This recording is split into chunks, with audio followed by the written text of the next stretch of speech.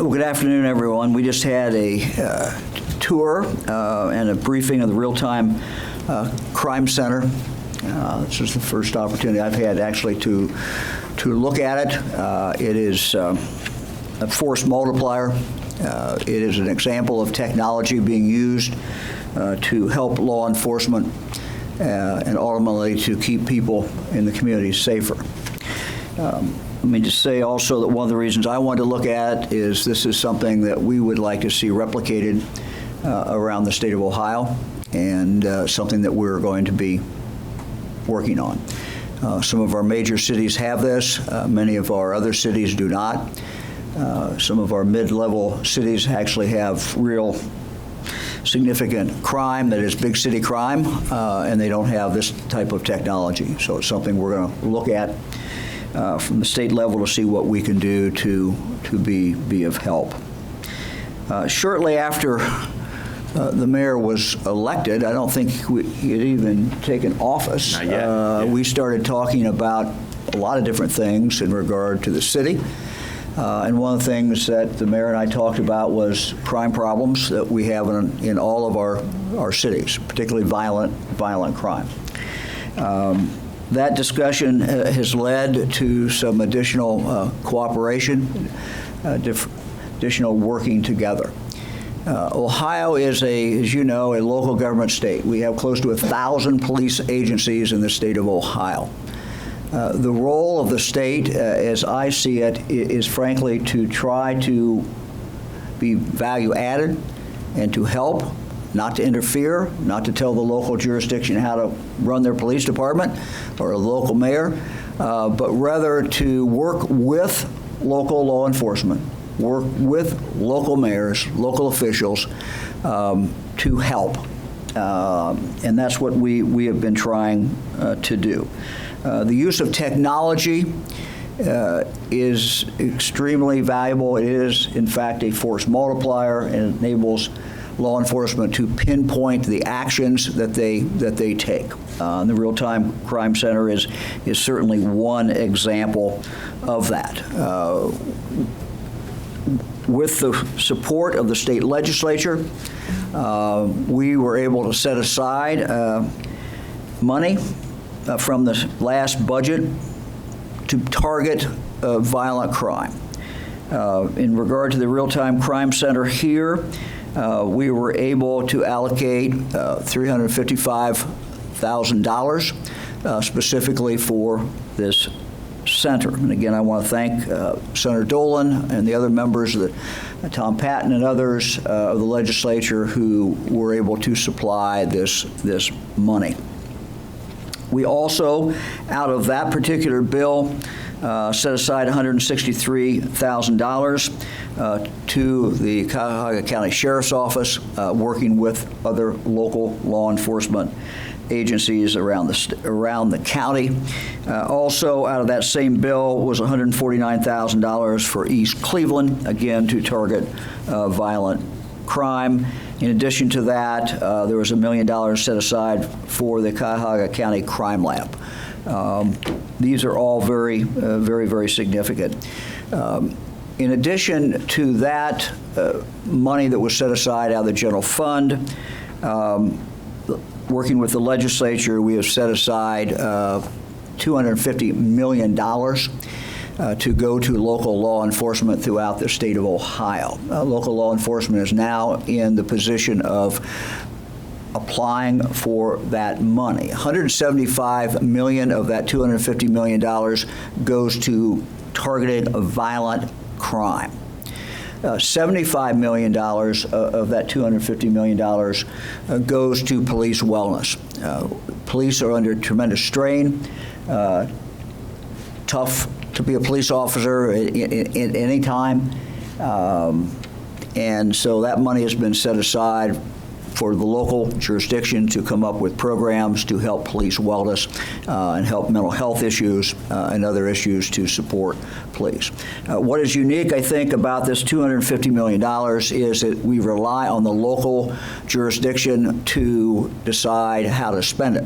They apply, but they design their own specific anti-crime, anti-violent crime program. So Cleveland is in the process of doing this. Other law enforcement agencies in Cuyahoga County are in the process of doing that, and in the future, in the next several months, we will be able to announce specific grants that go for that purpose.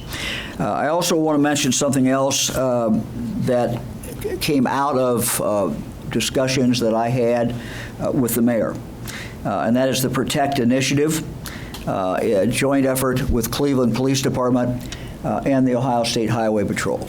Again, when the Highway Patrol comes in, they come in at the request of the local police department. It is the local police department's show, in this case, the Cleveland Police Department, but we were there with the Highway Patrol to assist.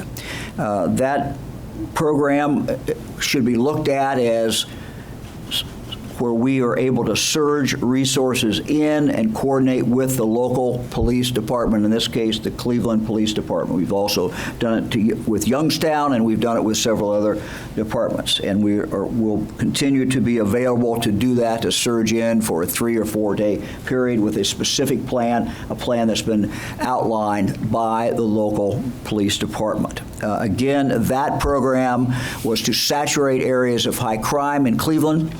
It worked very successfully, 43 arrests, 36 guns were confiscated from individuals who were repeat offenders, people who were not allowed to carry a gun because they had already been convicted of a violent crime. So that program, we think, has been very successful. I'm going to turn it now over to the mayor and then to the prosecuting attorney. This has been I've enjoyed working not only with the mayor and the Cleveland Police Department, Prosecutor O'Malley and I have worked together for some time, and look forward to continuing that partnership. This is a nonpartisan effort.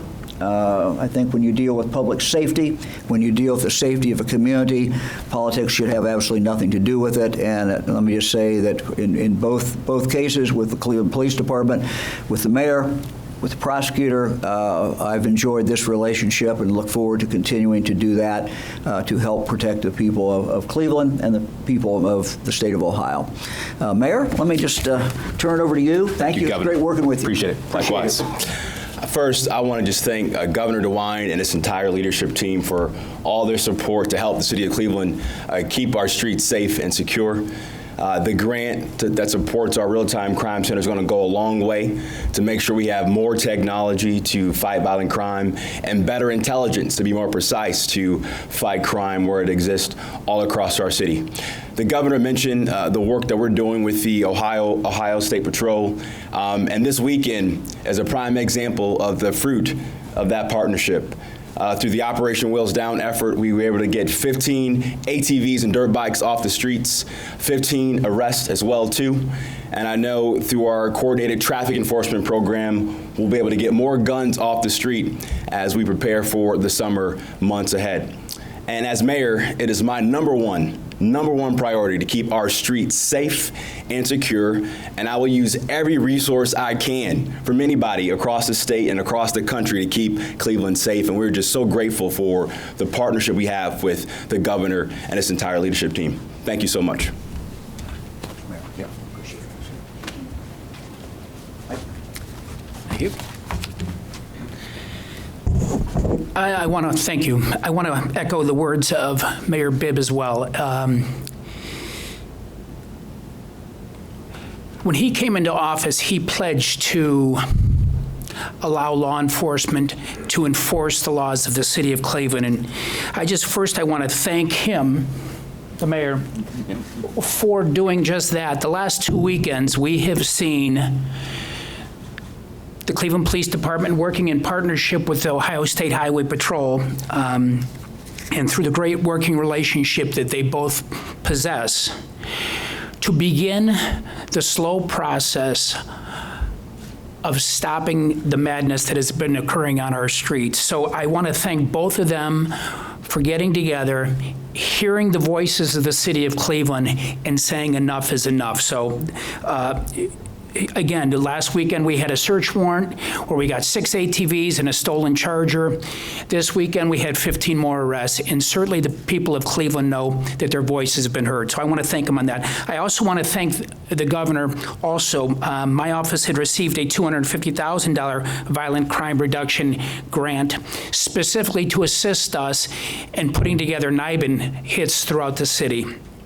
And it will go a long way in helping us piece crime. As we know in Cuyahoga County, we have 67 plus suburban communities that all have to try to work together to try to put cases in. Oftentimes we know crime knows no borders. So people go from Brooklyn to Parma or Solon to Orange, or they cross those lines. This enables people who are going from Cleveland into Garfield. It enables us to put those cases together. So I want to thank the governor for that grant of $250,000, which enables us to use NIBIN leads, put cases together, and lead to more arrests to make Cuyahoga County a safer community.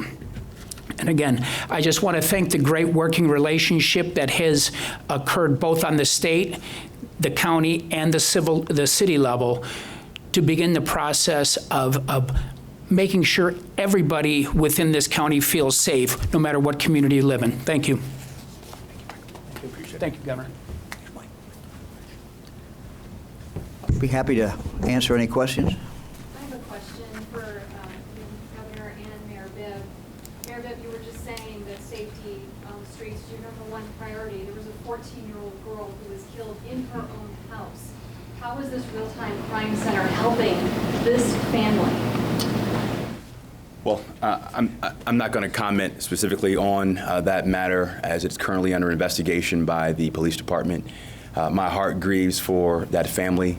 My heart grieves for any family in this city that has lost a member of their family to gun violence that plagues not just Cleveland, but many big cities across this country. And I will tell you this, our Chief of Police, Chief Drummond, and our Public Safety Director, Chief Howard, are working around the clock to do everything we can to keep our community safe and secure. But again, violent crime is a systemic structural issue. And we are going to do everything we can in Cleveland to make sure we invest in our neighborhoods and put people and neighborhoods first. But again, we are currently working on that investigation. I'm not going to make any further comments right now with that. Can you comment, though, on how this center can help this family financially? Chief Drummond, you want to talk about that? Sure. Sorry, Chief. Thank you, Mayor. And my heart goes out to that family as well. The Real-Time Crime Center is extremely important and valuable in our work in trying to solve crime. What we can do in this particular case, in all cases regarding crime, is our officers are assigned, also our civilians who are assigned to the Real Crime Time Center. They can actually go up on a video, hopefully capture suspects or vehicles potentially involved in that.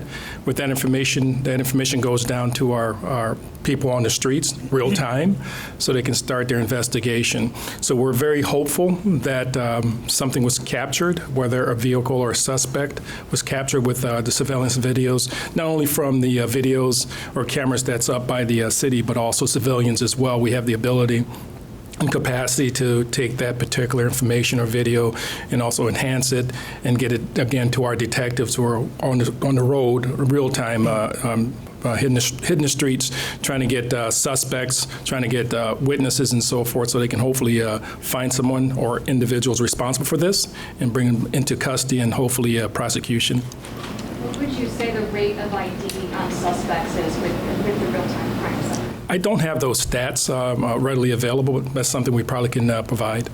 I have a question. No, let me just, and then we'll go right to you. Every week in this state, we see children who are killed by violence. In the vast majority of cases, they are killed by a repeat violent offender.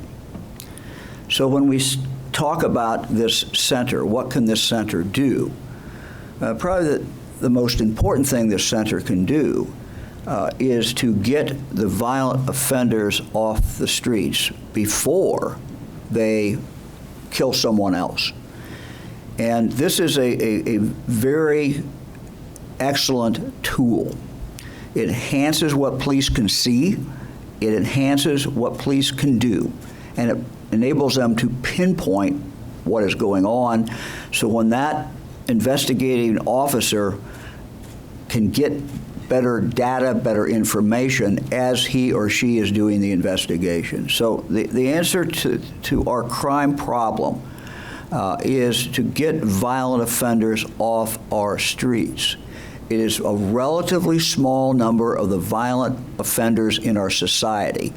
It's a small number of the criminal element are violent offenders. We have to target them. This center targets them, and with good intelligence, good information, it is a force multiplier and allows police to do their job and do it quicker and do it more accurately. Thank you. Mayor, how effective, excuse me, how effective can this center be when so many of the city's security cameras are so often not working, and very often this center is not staffed? Well, let me say a couple things. Number one, our city has done a tremendous job in scaling up the amount of cameras we have all across our city. We have a pretty high rate of cameras that are actually working all across the community. And then long term, it's our work and strategy to work with City Council and our leadership in the police department to fully fund our real-time crime center and to make sure that it's working 24/7, 365 days out of the year to keep our community safe and secure. Thank you, But Whit. until you Next get to question. that- But until you get to that point, what about that? That's not going to happen overnight. So we have a period where we still have many cameras down, we still have people not working here. Our technology teams are doing a really fantastic job to make sure as many cameras are working as possible all across the city. Thank you, Ed. Let me just add to Yeah. that. Look, we aspire to be here. We are here. This is a lot better than being here and having nothing. So, the city is moving forward. It's one step at a time, but they are light years ahead of where they were before they had this center. We all, I think, all of us up here, have an obligation to try to help the city, to improve, and to get optimum, and to have the 24/7, which we all want to see. Governor, you said just a few moments ago politics should have nothing to do with safety. Yet you signed Senate Bill 215, which was opposed by the Fraternal Order of Police because folks are now having no training and no license to be able to carry a gun concealed. It seems antithetical to safety if you're going to give more people more guns. We often know that kids find these guns, shoot each other, shoot their siblings, or end up, these guns are being stolen and used in crime. Can you explain why? Sure. We all aren't going to agree on every single issue.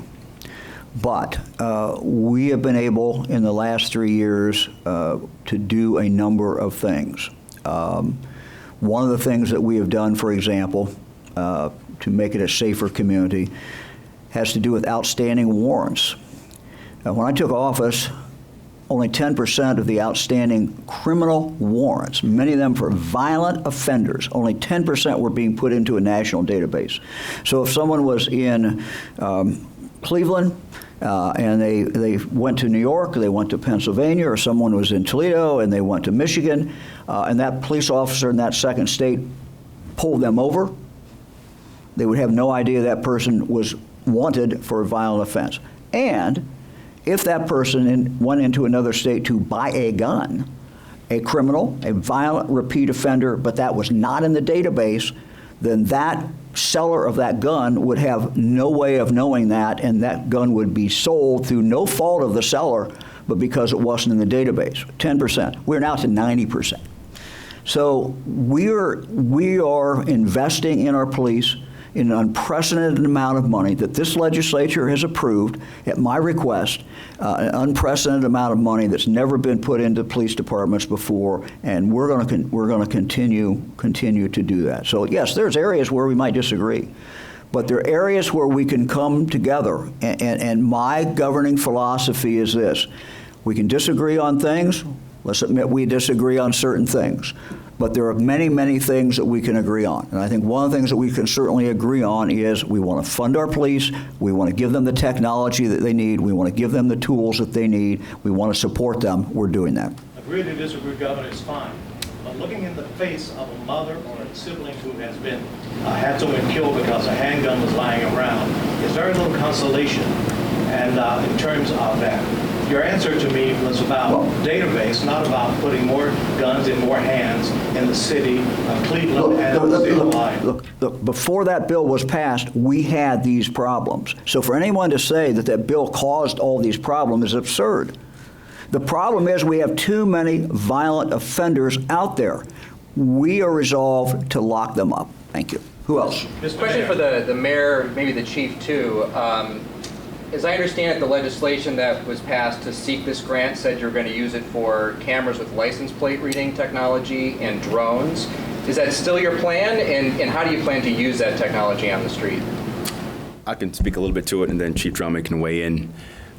We intend to use city resources as well to make sure we can have license plate technology readers so that we can pinpoint in a more precise way certain violent offenders when they commit a crime in our city. And then long term, we also want to look at best practice from across the country on how they're using drone technology. One thing that I'm not going to endorse in the city of Cleveland is erratic chases across our city. Technologies like the drone technology allows us to be thoughtful and prudent to contain certain issues of violent crime when it comes to erratic traffic behavior all across the city. We want to look at best-in-class technology to do that in the city of Cleveland. Chief Drummond, anything you want to add to that? Well, actually, not much, because I think the mayor did a really good job explaining what we're trying to do. It's about technology. Technology is a force multiplier. The drone technology, I think, once we get that up and running, we're vetting that process now to make sure that we don't violate any rights or anything like that. There are great programs out there that we're looking at right now that I think will help us. And again, it's about using technology as a force multiplier, and that's what we intend to do. License plate readers, again, force multipliers. If you remember Shane Bartek, who was killed recently at the end of last year, it was a license plate reader that was able to find a vehicle, his vehicle in particular, out in Solon and Orange area. Because of that technology, they were able to find that vehicle. Of course, there was a pursuit, and ultimately the person driving the car was arrested, and which led to the actual shooter. So the technology is out there. We just want to have the ability here in the city of Cleveland to enhance our abilities to get violent offenders off the street. So we're in full support of both programs. And I just want to add to the license plate reader issue as well. It is without a doubt one of the best tools we have, and I'll give you another example. Certainly we have the tragic Officer Bartek case. We also had a homicide in the city of Cleveland probably 3 or 4 months ago on Lakewood Heights Boulevard. Unbeknownst to the police in the city of Lakewood, they got an LPR hit on a stolen car out of Columbus, Ohio. An officer in Lakewood, Ohio, on instinct, checked a local hotel that he thought might contain the stolen vehicle. And sure enough, he went into the local hotel, drove through the parking lot, and there was the stolen truck. So he pulled up behind it, and there was 2 individuals sitting in that pickup truck that was stolen from Columbus. He pulled in behind it, got back up. They ended up searching the individuals in that truck. And lo and behold, what they found in possession of those 2 individuals was the deceased homicide victims from Cleveland's credit cards. Without that license plate reader that led them to a stolen truck in an abutting city, to officers who had absolutely no knowledge that this vehicle was involved in a homicide, that LPR data provided immediate resolution to a homicide in the city of Cleveland within hours. That's just one example of many, including Officer Bartek's tragedy, where LPRs can quickly hit on cars that law enforcement are seeking and find them and attempt to make an arrest to make this community and this state safer. And they're a huge, huge asset to us. Mr. Mayor. Take one more question. Mr. Mayor. Yeah. When I was at breakfast this morning, there was a sergeant sitting at a table. I don't know his name. I went over and said, I'm going to be talking to the mayor and to the governor later today. What would you have me ask? And he said, well, in terms of police, we're understaffed, and we need more police.